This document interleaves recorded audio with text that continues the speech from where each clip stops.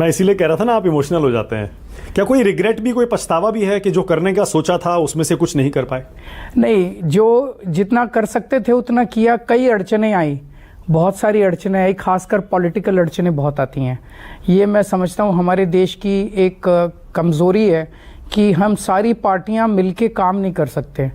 चुनाव के दौरान हमारे बीच में जो भी डिफरेंसेस रहे हैं, चुनाव के दौरान हम आपस में एक दूसरे के खिलाफ लड़ें, लेकिन चुनाव के बाद जिस भी पार्टी को लोग वोट दें उस पार्टी को सब लोगों को मान लेना चाहिए, भाई अब इनकी सरकार है, और सबको फिर मिलके देश के विकास के लिए काम करना चाहिए। उसके बाद लड़ाई झगड़ा और रुकावटें एक दूसरे के काम में नहीं आनी चाहिए। तो वो मैं समझता हूँ अगर ये हो जाए तो देश बहुत तेज़ी से तरक्की कर सकता है। देखिए हमारी जो समस्याएं हैं, ऐसा नहीं उसका समाधान नहीं है। अब पानी ले लीजिए, सड़कें ले लीजिए, it's not a rocket science. सब सरकार के पास पैसा है, ये सारी चीज़ें ठीक हो सकती हैं।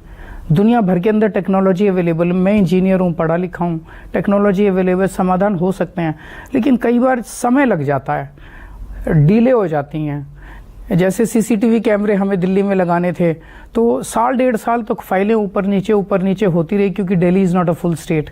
हमें दिल्ली के अंदर मोहल्ला क्लिनिक्स बनाने थे, डेढ़ साल तक फाइल, काम हुए, सारे काम हुए जितने मैं करना चाहता था, करवा तो लिए मैंने सारे काम, थोड़ा डिले हो जाता है और मैं बड़ा इम्पेशेंट आदमी हूँ। आपने अभी कहा था 2-3 काम रह गए हैं अभी आपके।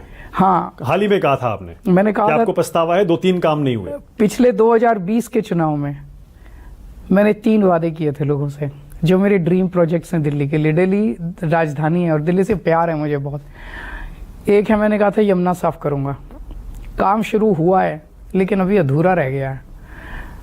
दूसरा मैंने कहा था दिल्ली की सड़कें यूरोपियन स्टाइल में बनाऊंगा। और तीसरा मैंने कहा था कि दिल्ली के लोगों को साफ पीने का पानी 24 घंटे सीधे नल से आएगा, आपको आरओ की किसी चीज़ की ज़रूरत नहीं पड़ेगी।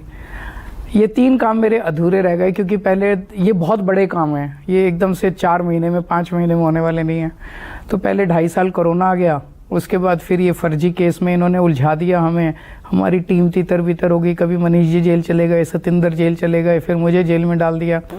अब इन सब चीज़ों से निपट लिए हैं हम लोग, तो मैं उम्मीद करता हूँ अगला 5 साल साफ सुथरा होगा काम करने के लिए। तो ये तीनों काम मैं पूरे करना चाहता हूँ।